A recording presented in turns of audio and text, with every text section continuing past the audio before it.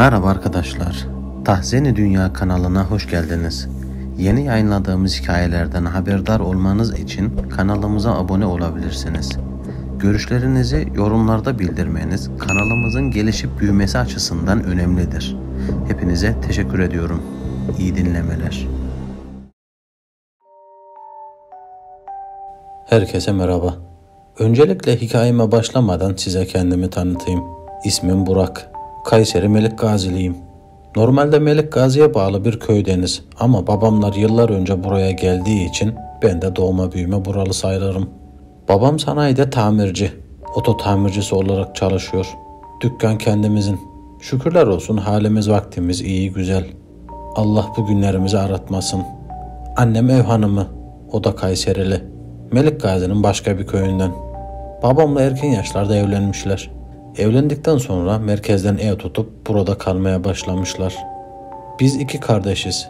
2 erkek kardeş. Abim benden 6 yaş büyük. Ben şu an 32 yaşındayım. Abim ise 38 yaşında. Abimi askerden geldikten sonra evlendirdik.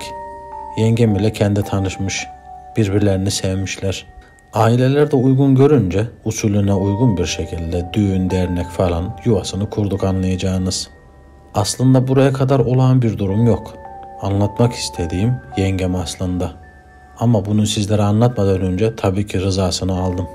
Ama isim vermeden anlatmak kadar izin alabildim. Çünkü buralarda tanınan birisiyiz. Dedim ya, babam tamirci. Her mahalleden, her sokaktan bir araba, bir insan mutlaka tanırız. Yengem abdestinde namazında birisi. Gerçekten çok takdir edilecek bir insan. Yengem diye demiyorum ama dini bütün bir insan olduğu için konu komşu akrabalar tarafından da genç yaşta olmasına rağmen büyüğüyle küçüğüyle saygı duyulan, sevilen birisi. Her daim dilinde besmele ile iş gören, içeriye girerken, dışarıya çıkarken mutlaka okuyan, sürekli dilinde bir şeyler mırıldanan birisi. Normalde ben o kadar dini konulara sağlam bir iradeyle tutunan birisi değildim. Ama yengem ailemize katıldıktan sonra gerçekten ben bile değiştim. Önce arkadaşlarımla gece yarılarına kadar gezerdim. Gezer tozardık. Mahalleyi boydan boya ellerimizde çekirdeklerle sürekli devreye atar gibi gezerdik. Hatta bir ara bazı sıkıntılı arkadaşlar yüzünden alkol bile almıştım. Dilimizde küfürler had safhadaydı. Ailenin önemini bilmezdik. Cebimizde para oldu mu hemen arkadaşlarla gezmeye tozmaya, paranın dibini görünceye kadar eğlencelere dalardık. Böyle hayatım abim evlenene, yengem ailemize katılana kadar devam etti. Pek hayırlı biri değildim anlayacağınız. Çok aşırı serseri miydim? Hayır. Ama çok düzgün de biri değildim. Neyse, abim evlendikten bir süre sonra yengemi tanımaya başladık ya, ben yengemde biraz değişik şeyler hissetmeye başladım. Sanki nasıl diyeyim, görünmeyen biri var etrafında da bazı olumsuzluklar karşısında sanki onu koruyan birisi ya da bir şeyler var gibi hissediyordum. Mesela çarşı pazara gittiğimizde mahalle aralarında sokak köpekleri vardır bilirsiniz. Ellerimizde poşetlerle çarşıdan eve gelirken mutlaka köpeğin birisi ama açlıktan ama oyun amaçlı illa bizi korkuturdu. Köpek havlaya havlaya çok yakınımıza kadar gelirdi. Sanarsınız ki bacağımızdan yakalayacak. Ama o hayvan nasıl oluyorsa ablamın yanına geldiğinde artık neler hissediyorsa ya da neler görüyorsa birden ses seda kesilirdi. Hemen arkasını döner, ses etmeden giderdi. Hiç unutmam, mahalleden komşumuzun çocuğu köpeklerle oynarken köpek ne olduysa çocuğa saldırmaya başladı.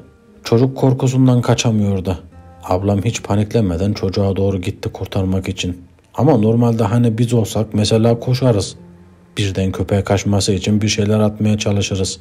Ses ederiz. Ani bir hareketle çocuğu kaptığımız gibi kaçarız değil mi? Ama yengem yerinden kalkarken hiç acele etmeden yürümeye başladı. Köpek yengemi gördü görmesine ama feleği şaştı. O dişleri sayılan, ağzından köpük çıkan köpek ne olduysa sessiz sedasız çelimsiz bir hale büründü. Yenge dikkat et dedim. Bağırdım arkasından. Ama yengem hiç arkasına bile bakmadan bana doğru sıkıntı yok merak etme der gibi el salladı. Köpek olduğu yerde kapandı. Yengeme doğru bakacak gibi yapıyor ama bakamıyordu. Yengem çocuğu kaldırdı yerinden. Korkmaması için tembihledi. Birlikte yürüyerek binaya girdiler. Köpek yengemler binaya girince kalktığı gibi kaçmaya başladı. Tabii ben bir yandan bunları düşünüyordum. Bir yandan da yengemde olan gizemi merak ediyordum. Birkaç kez daha bunun gibi olaylar yaşayınca artık yengeme şakaya getirip "Yenge, sende bir şeyler var. Biliyorum. Göremiyorum ama garip bir enerjin var. Tarif edemiyorum. Ama eminim ki sende bir şeyler var. Sen korunuyorsun değil mi?" dedim. Yengem de herhangi bir farklılığının olmadığını, Allah'ın dediklerinden şaşmadığını, kulluk vazifelerini yerli yerince yerine getiren herkesin böyle olabileceğini falan söyledi. Ama yok, ben inanmıyordum. Tamam, Allah'ın dediğini tutan yolundan şaşmaz eyvallah. Ama yengemde gerçekten farklı bir şeyler var.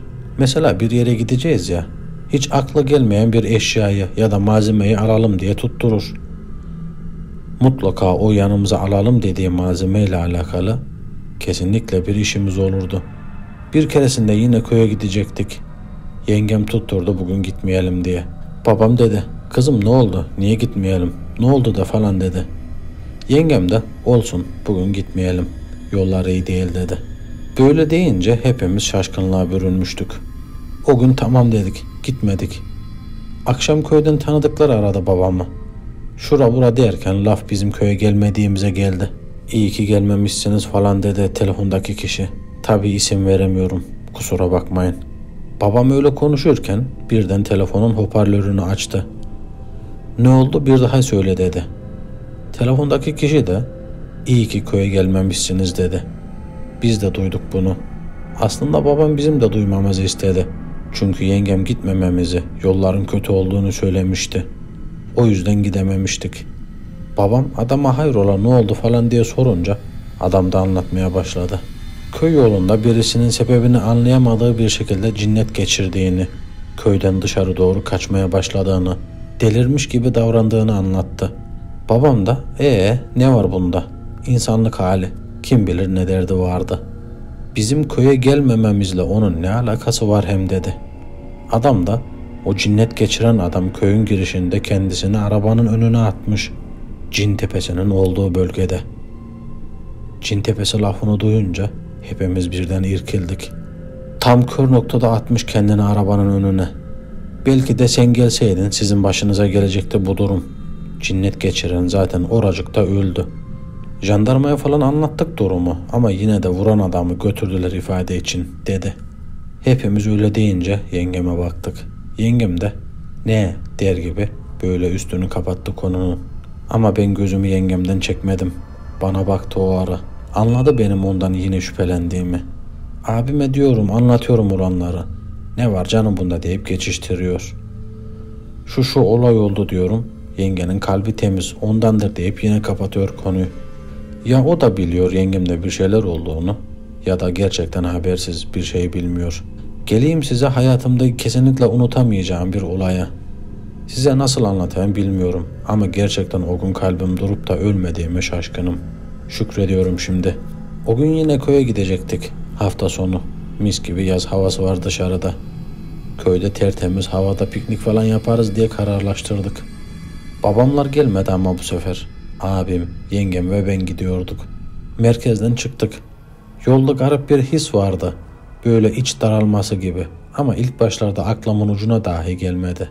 Köy yoluna düşünce artık arabada etrafa baka baka gidiyordum. Arkaya oturmuştum ben. Abimle yengem de öndeler. Camdan dışarıya yol kenarlarına, ağaçlara falan bazen de uzaklara dalarak gidiyorduk. Camdan dışarıya, yol kenarlarına, ağaçlara falan bazen de uzaklara dalarak gidiyorduk. Bizim köy yoluna düştükten sonra 4. köydü. İlk köyün yakınından geçerken bir yaşlı kadın gördük yolda. Abim sordu alsak mı acaba diye. Elinde falan hiç eşya da yoktu.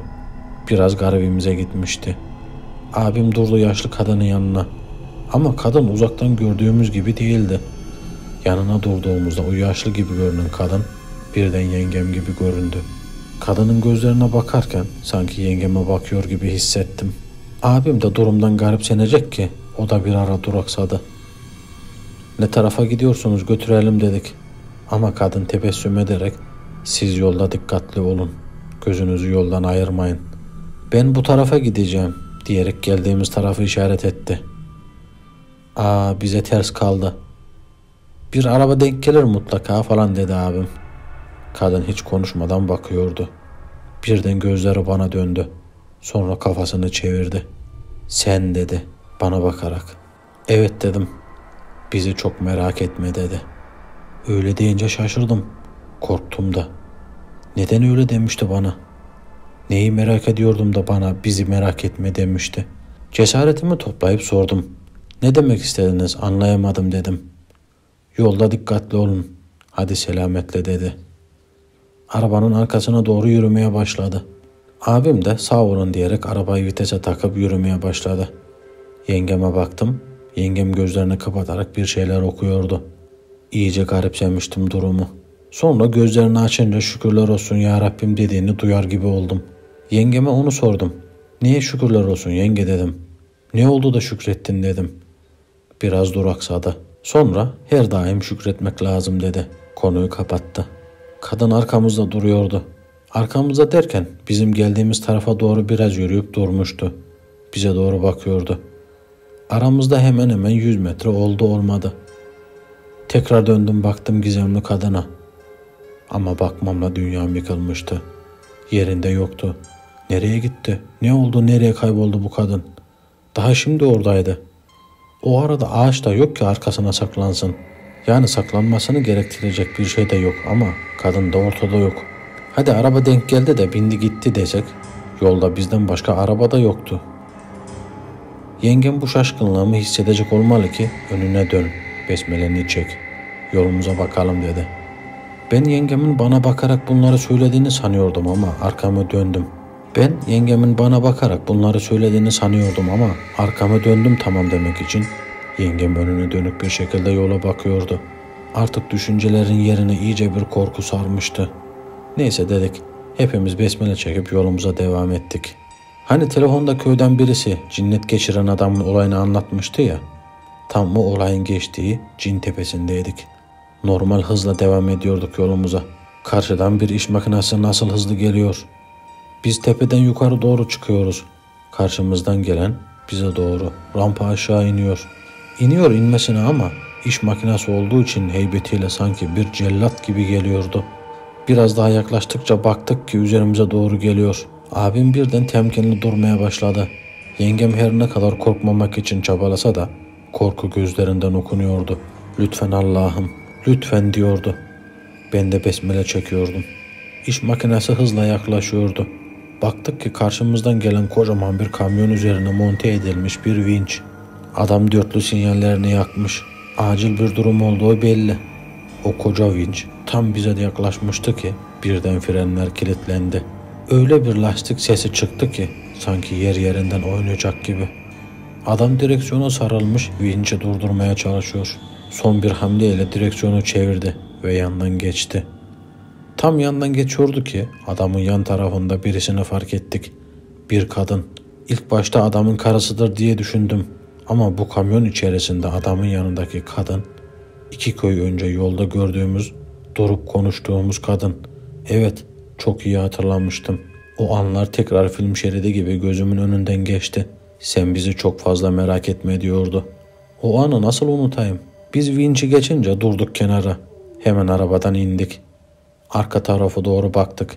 Vinç de zar zor da olsa kaya kaya kenara durabilmiş. Hemen yanına koştuk. Açtık şoför kapısını. Abim sordu. Abi iyi misin? Ne oldu? Bir şeyin var mı falan dedi. Adam da olayın şokunu atlatınca kamyondan inip önce bir su içti. Daha sonra anlatmaya başladı. Kardeşim kusura bakmayın. Elim ayağım titriyor. Kamyonun frenler boşaldı. Kontrolümden çıktı. Ne yaptıysam ne ettiysem durduramadım. Ta ki karşımdan siz çıkana kadar. Size yaklaşınca fren birden kilitledi. Yoksa şu virajı dönemezdim. Vinç hurdaya dönmeye dönerdi ama içinde ben de giderdim. Vallahi ayaklarım titriyor daha ya dedi. Abim de hani yenge hanım nerede? Onu da sakinleştirelim. Bir su içsin, elini yüzünü yıkasın dedi. Adam da yahu elim ayağım titriyor ama aklım başımda yani. Ben araçta tekim, kimse yok yanımda dedi. Adam öyle deyince benim nutkum durdu. Ne yani tek miydin sen az önce? Bizim yanımızdan geçerken dedim. Adam da hayır ya kimse yok yanımda. Tek başımayım ben dedi. Biz kamyonun tam orta tarafındaydık, sol tarafta.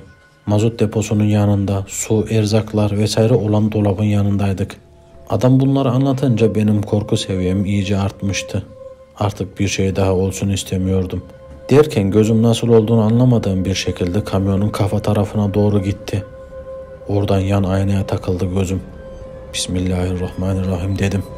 Gözlerim yerinden çıkacak gibi oldu. Yengem ne kadar sakin ol dese de benim kalbim duracaktı.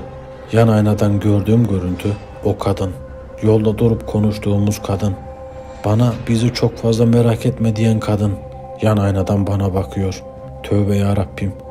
Ne bu yaşadıklarım? Sanki şoför tarafının yan koltuğunda otururken bana bakıyor gibiydi. Koşarak kamyonun önüne doğru gittim. İçeriye doğru baktım ama yok. İndim diğer tarafa geçtim. Yok. Koltuğun arka tarafına, inip lastik aralarına her yere baktım ama yok. Kafayı yemek üzereydim. Şu yaşadığımı gece yaşasam emin olun şimdiye kadar bayılmıştım korkudan. Allah'tan gündüz vakti bari. Adam da böyle arandığımı görünce sanki ona inanmıyorum gibi anlamış olacak ki "Kardeş inanmıyor musun ya? Kimse yok diyorum ya sana" dedi. "Yok abi tamam benim gözler iyice ne gördüğünü şaşırdı galiba" dedim. Adamla kamyonun frenlerini falan kontrol ettikten sonra ayrıldık. O yoluna gitti. Biz de köye doğru tekrar çıktık yola. Arabada yengeme sordum. "Ne bu olanlar şimdi" dedim. Yengem de "Bir şey sorma. Evde konuşuruz" dedi. Köyde işlerimizi yaptıktan sonra piknik falan yapacak havamız kalmadığından ufak bir şeyler atıştırıp akşam olmadan geri yola çıktık. Eve geldiğimizde yüzümüzün düşük olduğunu gördüler tabii. "Hayrola ne oldu" falan diye sordu annemle babam. Biz de "Hele bir oturalım anlatırız" diye içeri geçtik. Biraz dinlendikten sonra sohbet etmeye başladık. Durumu anlattık. Eskiden de bir şeyler olduğunu anlattım. Babam da artık ciddi sorunca yengem anlatmaya başladı. Ona da babası anlatmış bu belirtiler görülmeye başlayınca. Artık nedendir bilinmez. Nereden gelir, neyden kaynaklanır bilinmez ama seçilen kişilerin korunduğu aşikar.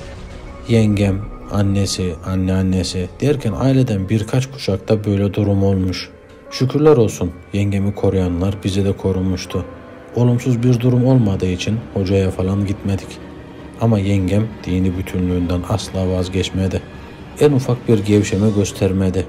Dinin emirlerini yerine getirip yasaklarından da kendini alıkoyarak, elinden geldiğince bu halini herkese anlatarak, olabildiğince çevresinden insanlara anlatarak, hiç kimsenin kötü yolda, kötü duruma düşmesini istemeyip, kendince çevresindekileri de doğru yola sokmaya çalışırdı. Hala da öyle. Belki de onu koruyan varlıklar, bizi de koruyan yengemdi. Tabi Allah'ın izniyle. Allah'ın izni olmadan hiçbir varlık ne iyi ne kötü hiçbir şey yapamaz. Bu hikayem böyle olsun. Bu şekilde yaşayıp gidiyoruz. Yine bir şeyler oluyor ufak tefek. Size en etkilendiğim olayı anlattım. Çok fazla da dillendirmemek adına kimseyle paylaşmıyoruz bu durumu. Tanısanız aslında ne demek istediğimi anlayacaksınız. Neyse, buraya kadar vakit ayırıp dinleyenlerden Allah razı olsun. Allah hepimizi kötülüklerden korusun. Kötü varlıklara, şerlilere fırsat vermesin. Dua eder, dua bekleriz inşallah. Allah'a emanet olun. Hikayemiz bu kadar arkadaşlar. Eğer sizin de paylaşmamızı istediğiniz hikayeniz varsa mutlaka yorumlarda bekliyorum. Bir sonraki hikayemizde görüşmek üzere. Teşekkürler.